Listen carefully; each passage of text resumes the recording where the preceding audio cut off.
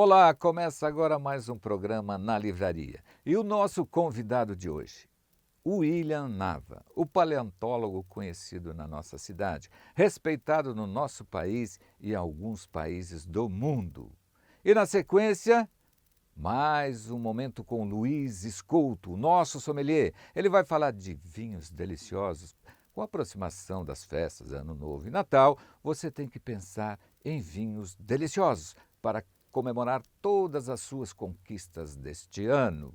E como sempre, vou comentar de dois livros.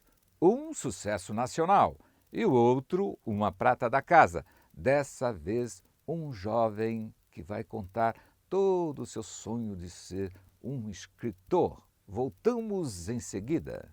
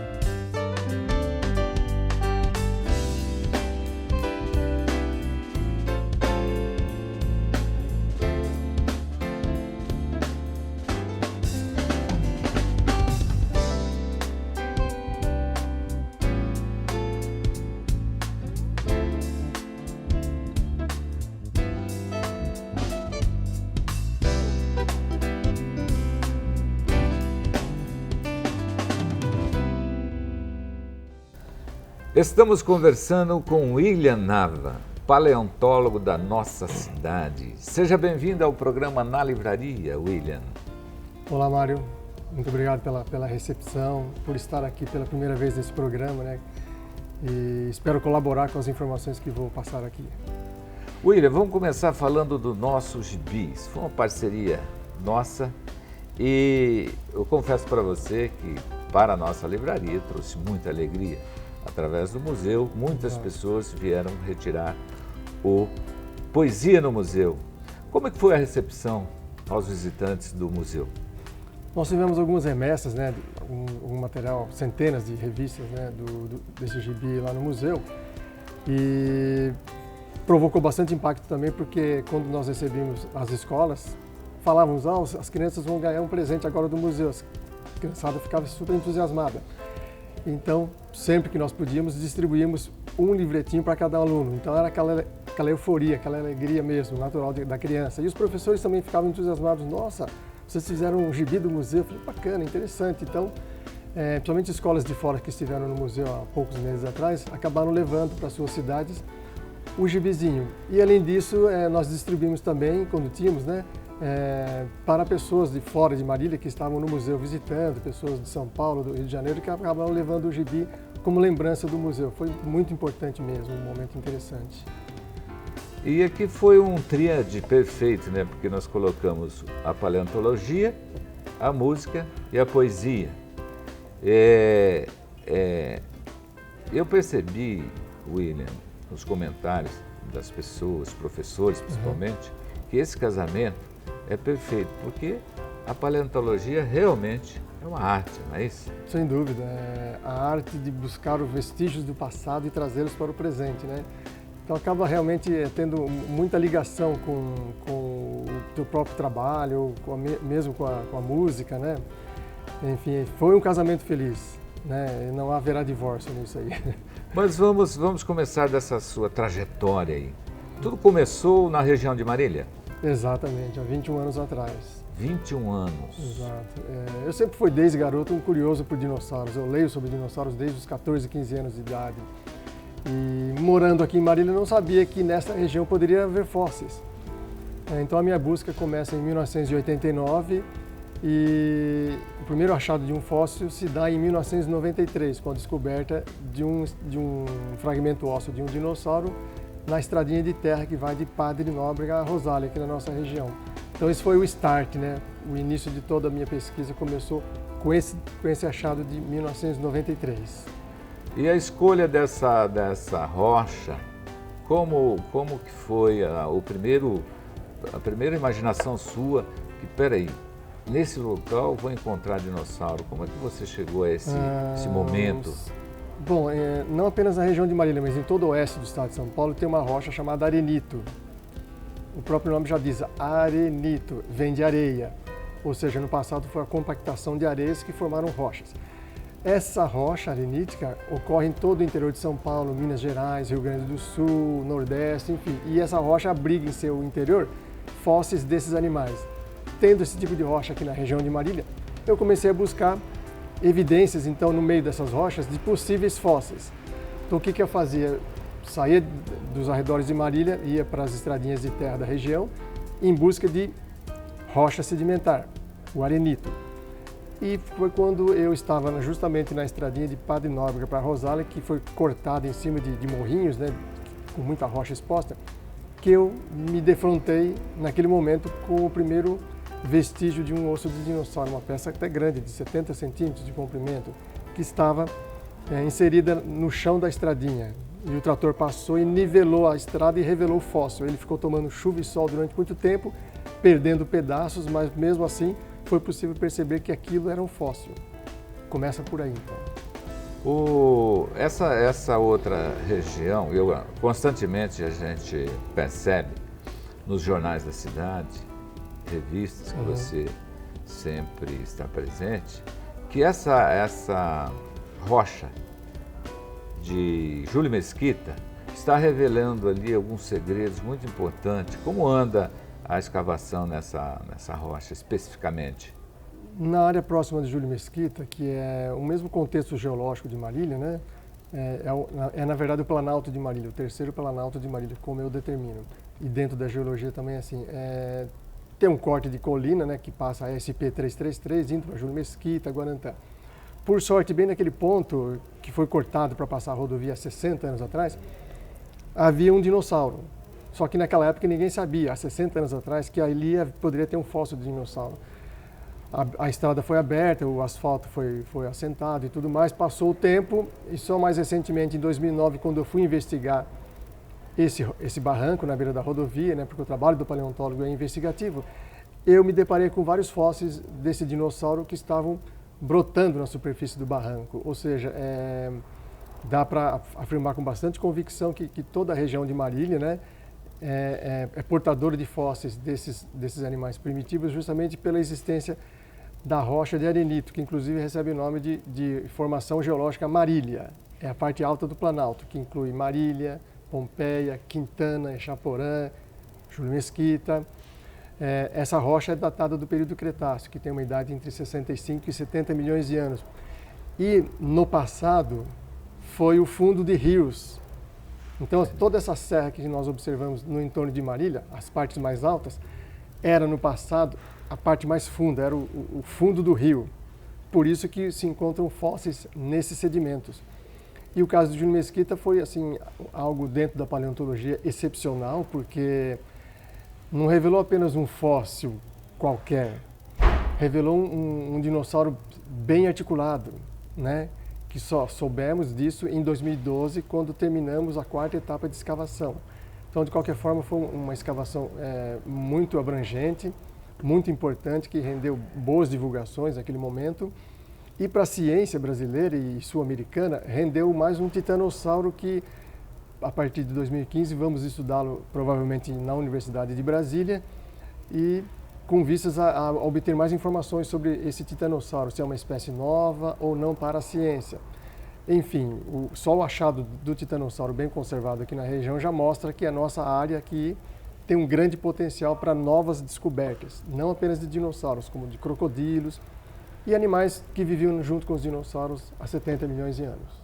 William, essa larga experiência sua nesse mundo fantástico da paleontologia, por exemplo, quando passa-se por uma estrada e vê aquelas rochas, tem esses sinais que você disse de areias, tal, com o passar do tempo, é possível um paleontólogo enxergar ali sinais de fósseis? Sem dúvida, principalmente se esse paleontólogo tiver conhecimento de que aquela região é portadora de fósseis, alguma evidência de material pré-histórico achado tempos antes. Então, é natural que esse paleontólogo, essa pessoa, encoste o carro na beira da rodovia e vá analisar a rocha. né? Então eu posso pegar o meu próprio exemplo. Quando eu saio pelos arredores de Marília, da região de Presidente Prudente, em busca de fósseis, praticamente todo barranco que eu observo rocha exposta, eu paro para analisar, porque o nosso trabalho de paleontologia é investigativo. É um trabalho de Sherlock Holmes, é investigar. Pesquisador mesmo. Pesquisar, tem que analisar, evidentemente com os olhos, inicialmente, a rocha. E ali, muitas vezes, logo que chegamos, já tem alguma evidência de algum fóssil aparecendo. Então, isso é uma realidade. Mas, assim, para o leigo, né, aquele monte de barranco na beira de estrada não diz nada. É um monte de pedra e nada mais. Ali estão os segredos. Essa região, voltando a falar de Mesquita, a imprensa divulgou, nota-se através da fotografia, um dinossauro deitado mesmo. Vocês estão descobrindo ali as vértebras, todos. Exato. E como é que está esse andamento aí? Vai tirar ao todo de partes? Como que então, na realidade, estão trabalhando com isso? Pelas escavações que nós fizemos em 2011 e 2012, nós concluímos que o dinossauro estava deitado com o pescoço para onde hoje é o interior da colina, e a cauda estaria onde hoje é a rodovia. Tá? Então a rodovia praticamente destruiu a cauda. Sem saber, os operários, né, naquele momento, há 60 anos atrás, não notaram que havia um dinossauro ali e parte da cauda se perdeu. Mas o restante do esqueleto do dinossauro, inclusive bem articulado, ficou preservado do acostamento para dentro da colina, o que foi uma sorte para nós, pesquisadores.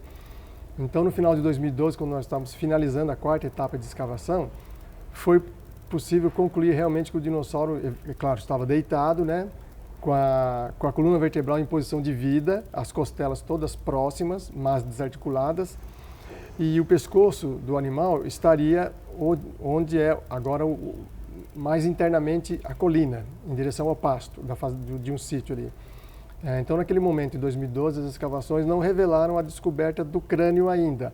Porém, existe a expectativa para o ano que vem, quando o pessoal de Brasília voltar para Marília, de nós reiniciarmos as escavações na tentativa de encontrar, inclusive, o crânio. Mas, de qualquer forma, faltaram poucas partes desse dinossauro para nós descobrirmos. Então, nós temos aí mais de 50% do esqueleto revelado. Uma parte está exposta no Museu de Paleontologia, o restante do dinossauro está todo embalado em gesso. Por que o gesso? Porque escavações de dinossauros em qualquer lugar do mundo se usa a técnica do gesso para proteger durante o transporte do campo para o museu e para manter o material em segurança. A ideia é que esse dinossauro, o ano que vem, seja possivelmente estudado em Brasília, né? Mas, de qualquer forma, nós estimamos daqui uns 4 ou 5 anos tenhamos o resultado assim, final do estudo anatômico desses ossos, que vão apontar para nós se é um titanossauro novo ou não para a ciência.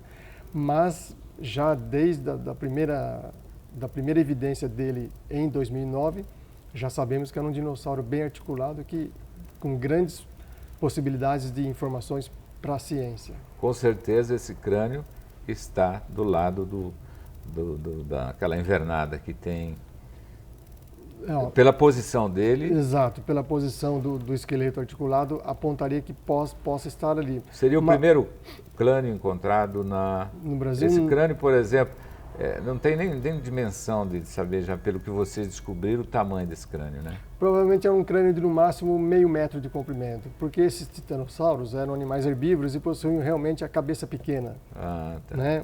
Eu estou pegando por base um crânio achado em Minas Gerais, de um titanossauro também, com um tamanho aproximado desse de Marília.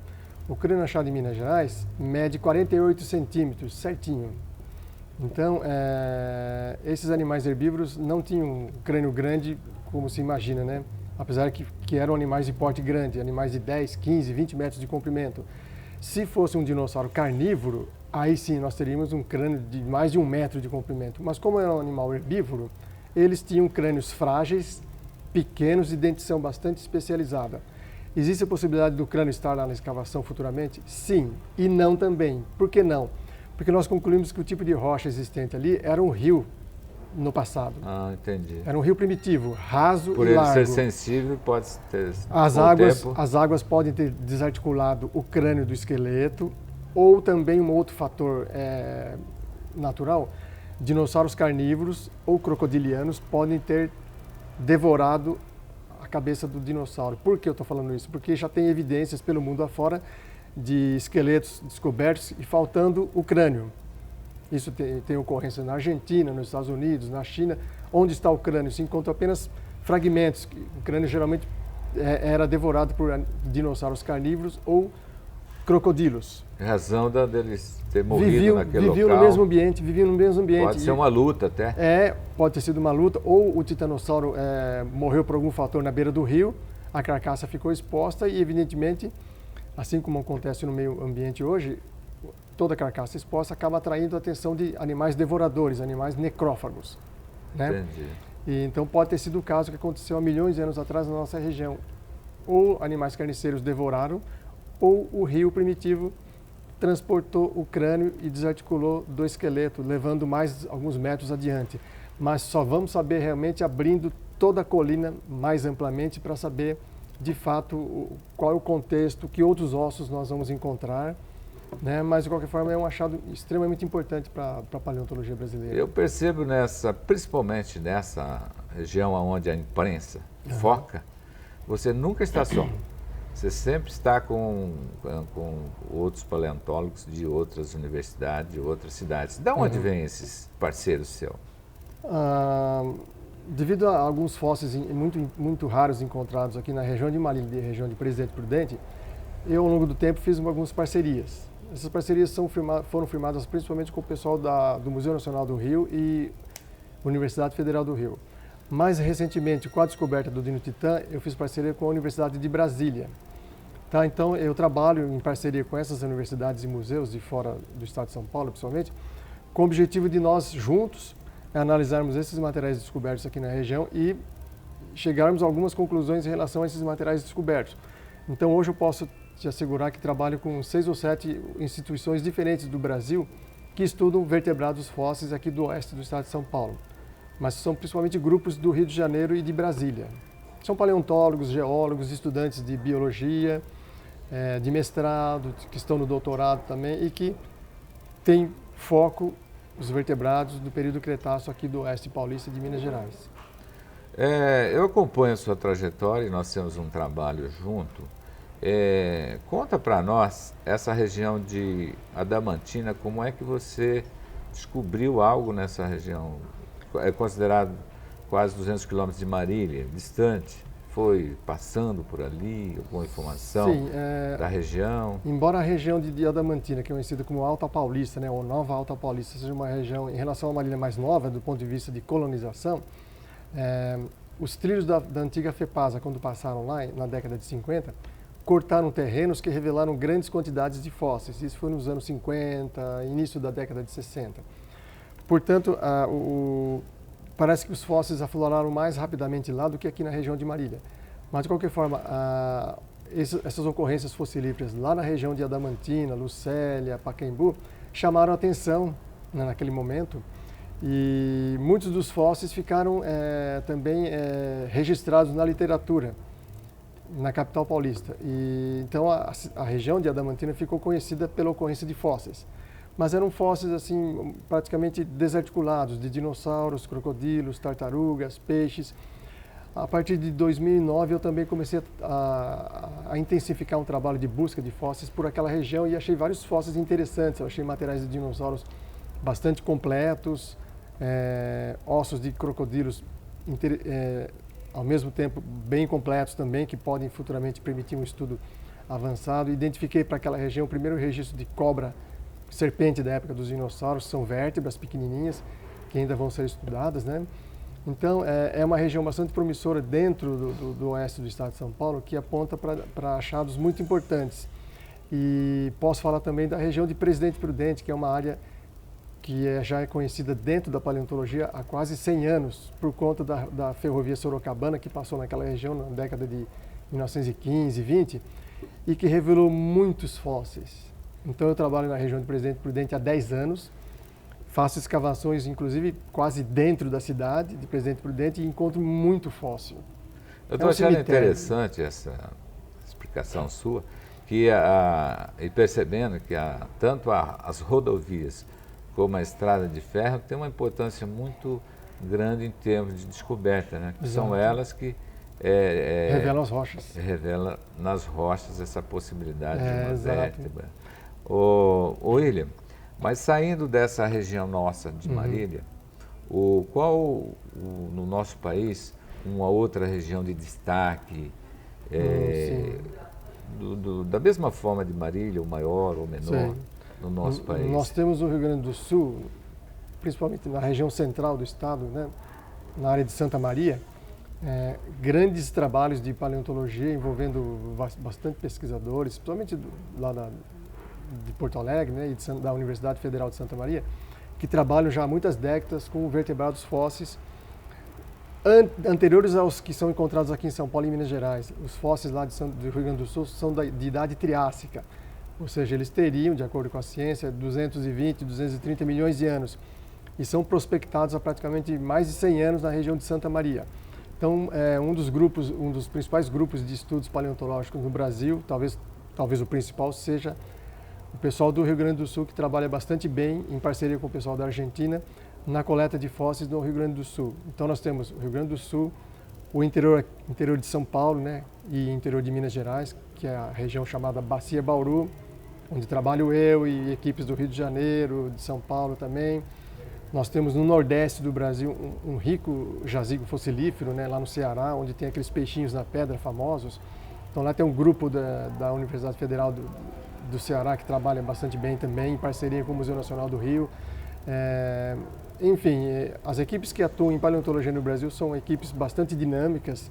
É evidente que são poucos profissionais nessa área ainda, mas são pessoas focadas, né, bastante sérias nesse trabalho e nessa coleta de fósseis, tentando colaborar para que essa ciência, a paleontologia, progrida sempre mais no Brasil e que nós tenhamos para o futuro um número maior de paleontólogos, porque o Brasil, apesar de ser um país de extensão territorial, temos uma carência de pesquisadores na área de paleontologia. Nós temos aí entre 400 e 500 paleontólogos só no Brasil, então é pouco. E todos, você descobre um fóssil aqui, imediatamente é quase que uma comunicação rápida. Todos esses seus parceiros ficam sabendo para...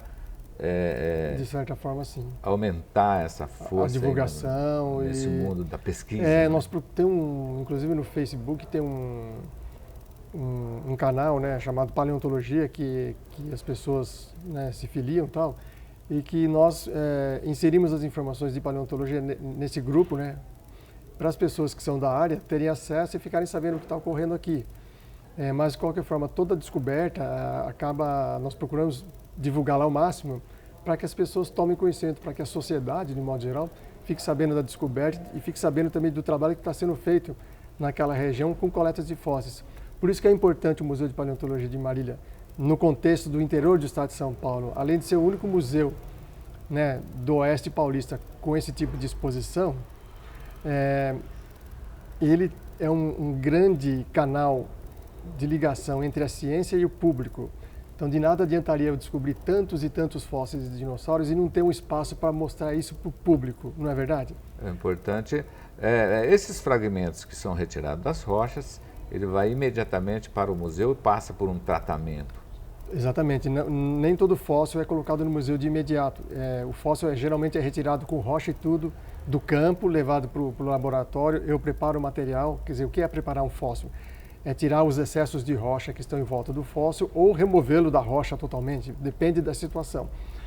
Aí sim, identificação do fóssil e, se possível, posterior exposição no museu ou não. Por que eu falo isso? Porque muitas vezes é apenas um fragmento ósseo, então não é tão interessante colocá-lo em exposição. Mas quase sempre nós estamos tentando promover a divulgação desse achado para que as pessoas, as crianças, as escolas tenham acesso a essa informação e saibam da importância da descoberta desses fósseis em nosso subsolo. Por isso que eu sempre reforço a importância do museu, né? Elo de ligação entre a ciência e o público. Então é uma ponte muito importante. E você acha que esse museu, esse local é adequado para receber essa quantidade de pessoas que vêm?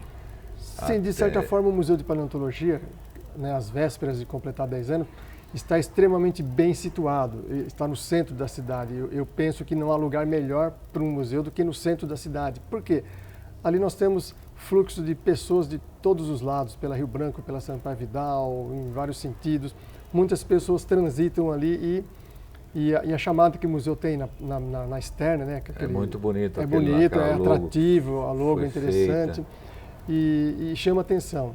E ao lado da prefeitura também, né? Exatamente, próximo da prefeitura, ao lado do teatro, ao lado da biblioteca. Então todo esse conjunto, esse centro cultural funcionando em harmonia, nossa cidade só tem ganhos, né? Cada vez tende a atrair mais pessoas. E o museu, eu posso falar pelo museu, nós recebemos mais de 1.000 pessoas por mês praticamente. Então é um grande chamariz, um grande atrativo realmente, principalmente durante as férias.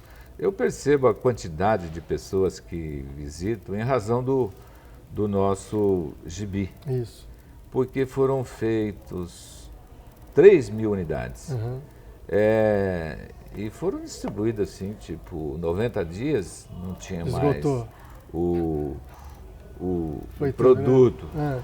E nós temos uma promessa, inclusive, da Secretaria da Cultura, Uhum. Secretaria da Educação, a própria Prefeitura, em razão do sucesso dessa obra, Certo. no próximo ano já ter um orçamento para fazer no mínimo 20.000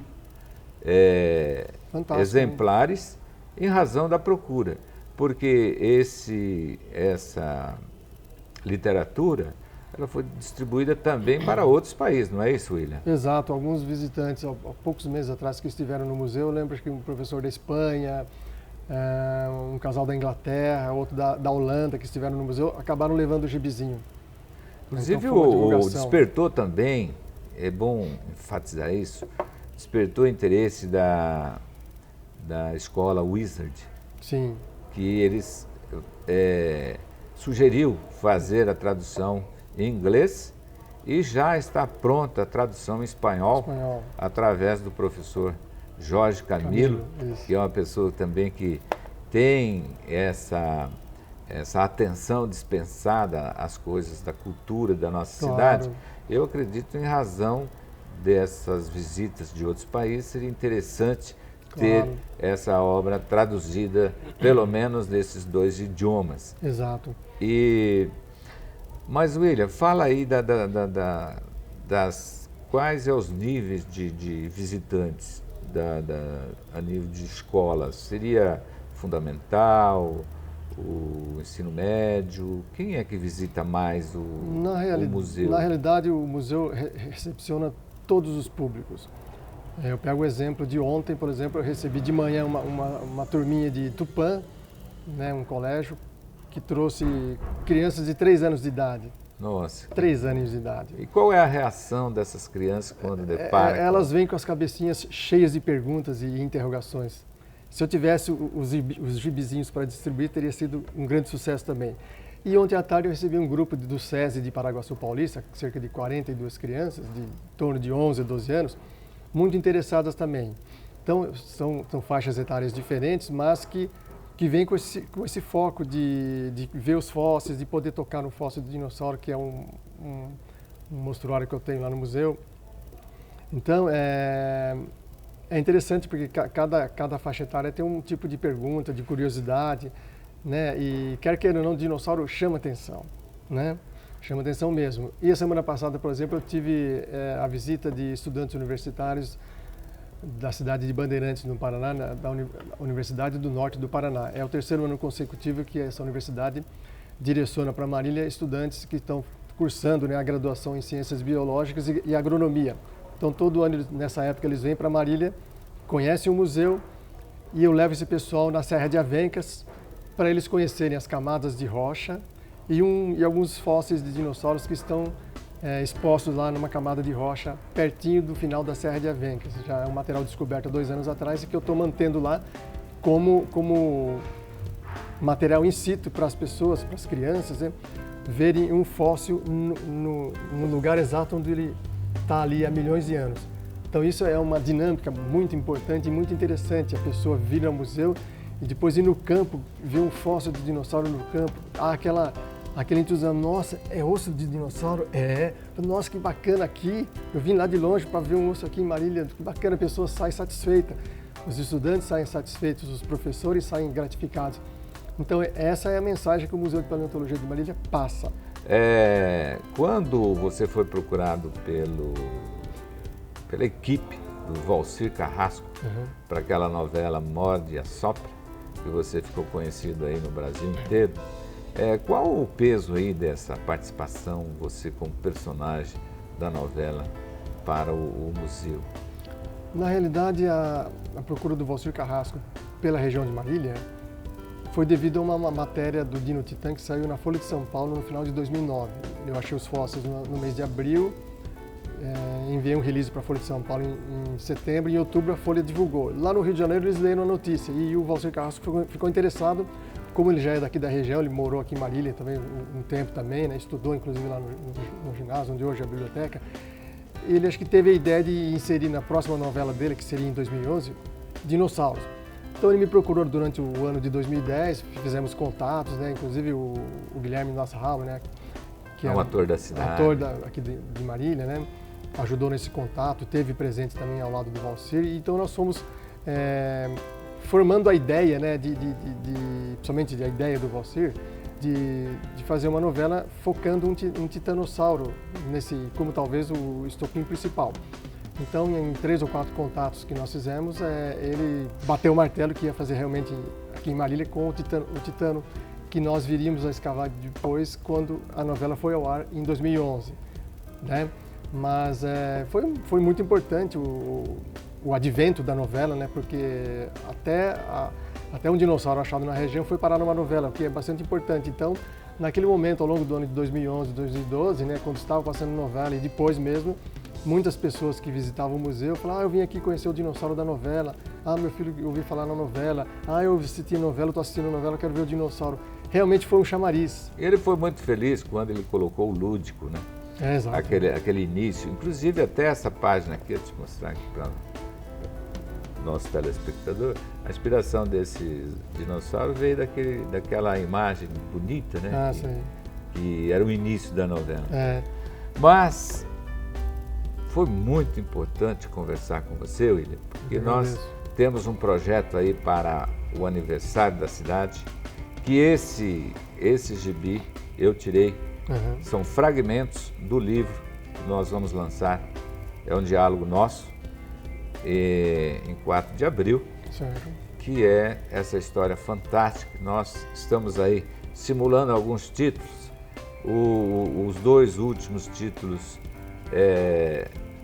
foram Caçadores de Vidas, mas parece que já apareceu um outro um pouco mais forte, Tesouros Escondidos. Nossa. Realmente você é um tesouro para a nossa cidade, a população da nossa cidade tem um orgulho de ter você, William Nava, como um personagem muito importante para a cultura da nossa cidade. Foi muito bom conversar com você, William. O nosso programa Na Livraria com certeza ganhou aí mais uns pontos de conhecimento. Você é uma pessoa muito querida na nossa cidade, nesse âmbito cultural. Eu agradeço imensamente a sua participação no nosso programa Na Livraria.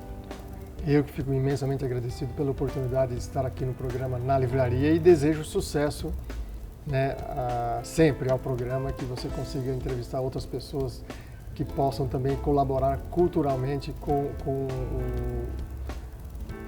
o teu espaço e com a divulgação cultural da nossa cidade.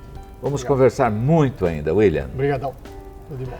Conversamos com o William Nava, o nosso paleontólogo querido, um fio condutor da cultura da nossa cidade para o Brasil e para o mundo.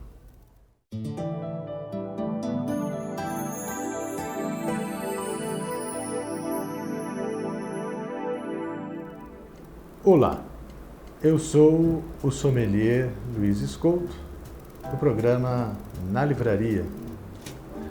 Eu estou hoje aqui para dizer a você sobre a doçura dos vinhos. Os especialistas comungam de uma classificação geral desta doçura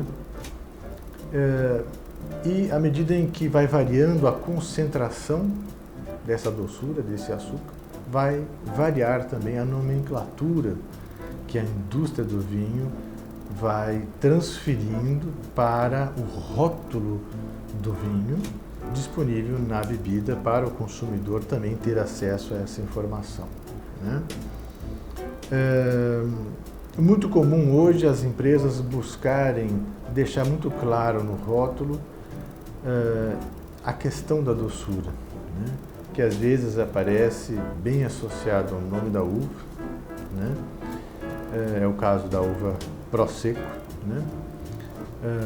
E é o caso da uva Moscatel, uva Moscato também, né? Eu vou mostrar para vocês, aos poucos, alguns exemplos de vinhos que têm atrelado a preocupação com esta terminologia. Isto vai te ajudar, como consumidor, agora nesse final de ano, a escolher um vinho para a ceia de Natal, um vinho que você possa iniciar a recepção dos seus convidados, um vinho que você pode trazer para o consumo do seu prato principal e um vinho, inclusive, para acompanhar as sobremesas. Será um momento muito marcante e talvez inesquecível no momento em que você encontrar essas pessoas, de tal maneira que este seja um Natal diferente daquilo que já se pôde viver. Eu vou começar falando, vou trazer já o rótulo aqui para você poder entender melhor o que eu quero dizer. Os especialistas, então, já fizeram uma classificação com relação ao dulçor, a doçura do vinho.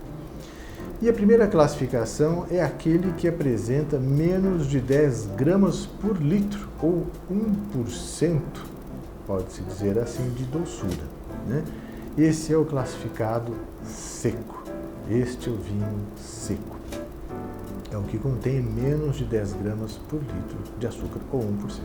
Eu vou trazer um primeiro exemplo e nós vamos explorar algumas informações disponíveis no rótulo, fazendo o exercício que é aquele exercício que eu tenho defendido aqui neste programa junto ao consumidor. O consumidor precisa se dar conta das informações disponíveis no rótulo, de tal sorte que estas informações a auxiliem na escolha do melhor vinho para o momento que você está desejando organizar.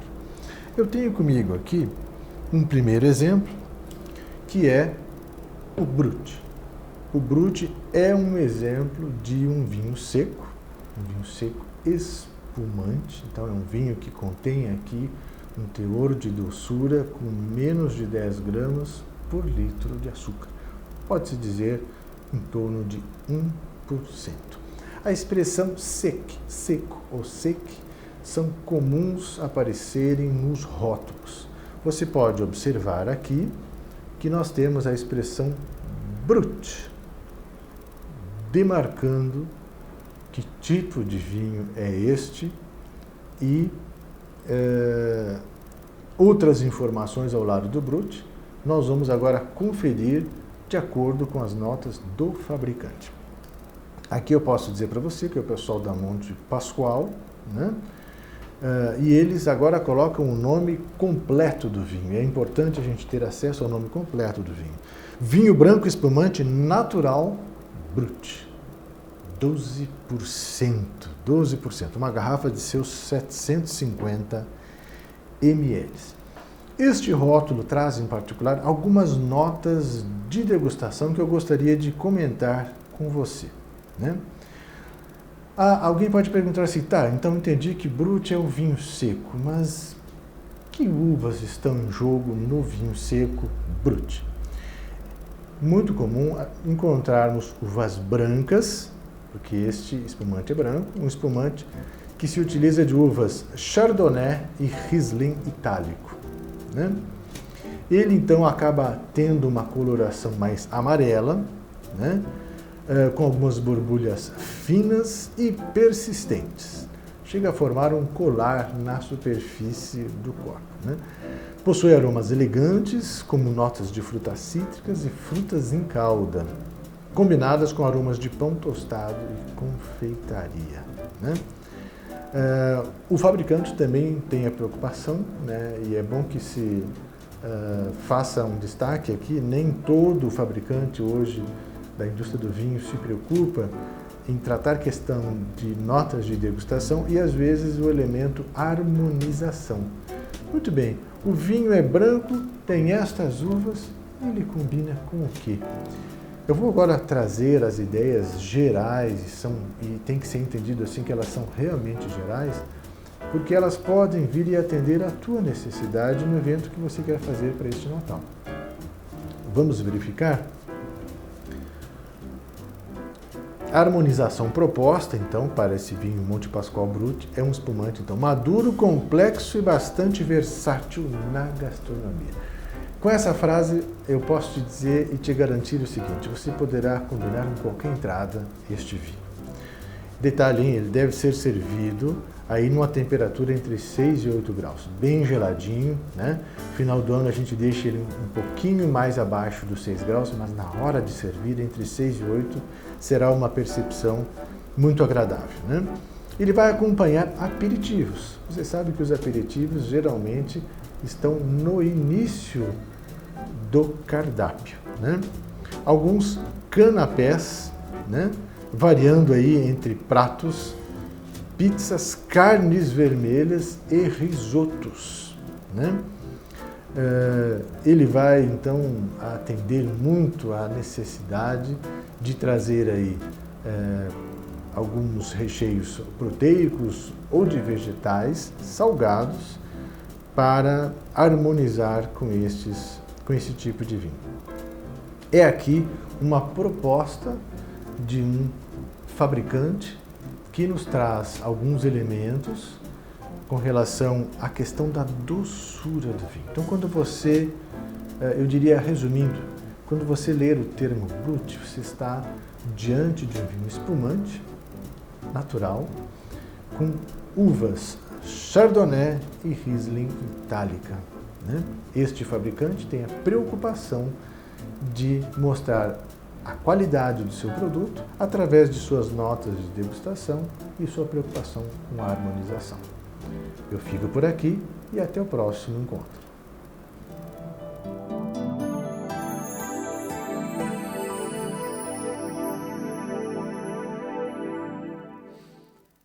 E aí, o nosso programa na livraria hoje com William Nava. Que diálogo gostoso, que conhecimento profundo, que importância tem esse homem para a nossa cidade e também para os alunos, para as universidades, para as escolas, para a população em geral. E também o nosso sommelier. Falou sobre vinhos, todo esse conhecimento que ele tem sobre vinho, dá vontade realmente de tomar vinho, não é isso? E agora, como sempre, vou comentar dos livros. São 2 livros e o primeiro deles é um que está vendendo um dos primeiros lugares da nossa livraria. É um livro também citado por 2 edições da Veja. Estou falando do livro mais vendido na nossa livraria, citado em 2 edições da Veja. Estou falando de 000, autor Roberto Saviano, um livro que desperta curiosidade. Portanto, é um dos mais vendidos no Brasil e aqui na livraria. Como sempre, eu tenho um prazer de falar dos pratas da casa. E esse trata-se de um jovem que despertou aí a sua curiosidade de escrever sobre ficção. E ele escreveu Stanix, O Poder dos Elementos, Éder Traskini, um exemplo a seguir, aqui na livraria. Termina agora mais um programa na livraria, TV Campos e você, aqui na livraria. Um abraço a todos, até a próxima semana. Já cantei no mato, na beira de um riacho, bem juntinho dela. Já cantei na rua, olhando pra lua, agarradinho com ela. Já cantei na praça, já cantei de graça, a pedido dela. Fui cantar no estrangeiro pra ganhar dinheiro, mas eu fui sem ela, não pude aguentar.